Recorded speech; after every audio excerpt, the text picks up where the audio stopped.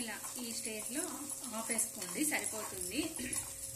పూర్తిగా ఏమి వేగాల్సిన అవసరం లేదు. ఇది వేగాయండి ఆల్రెడీ, పచ్చిగా ఉండకూడదు అంతే. ఇప్పుడు ఆఫ్ చేసేస్తున్నాను. కొంచెం తర్వాత చల్లారిన తర్వాత మనం చట్నీ వేసుకొని కలిపేసుకోవాలి.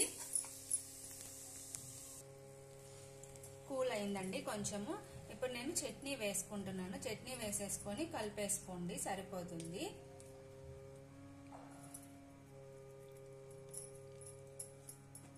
ఇది ఒక మీడియం సైజ్ కప్ అంత చట్నీ వేస్తున్నా నేను.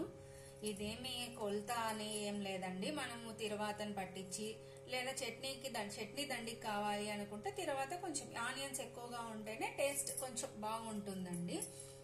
ఒక 1 వీక్ వరకు ఉంటుంది అంతే, మరీ ఎక్కువ అయితే ఉండదు. ఫ్రిడ్జ్ లో పెట్టేసుకోవాలి.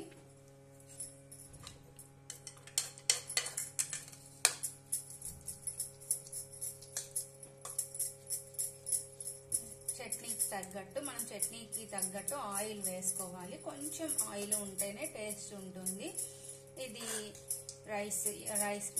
రైస్ చేసుకోవచ్చు, పప్పు మిక్స్ చేసుకొని అలా, లేదంటే చింతకాయ చిట్ల పొడి అని పొడి చేసుకోవచ్చు. అలా టేస్ట్ చాలా బాగుంటుందండి. వేడి వేడి అన్నంలోకి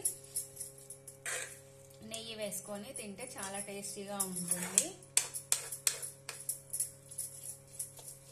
మొత్తం మిక్స్ చేసేసాను. నాకైతే తిరువాత సరిపోయిందండి. మీరు తీసుకునే తిరువాతను పట్టించి చట్నీ వేసేసుకోండి, సరిపోతుంది.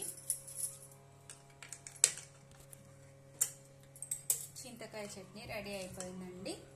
Thanks for watching. Please share, like and subscribe.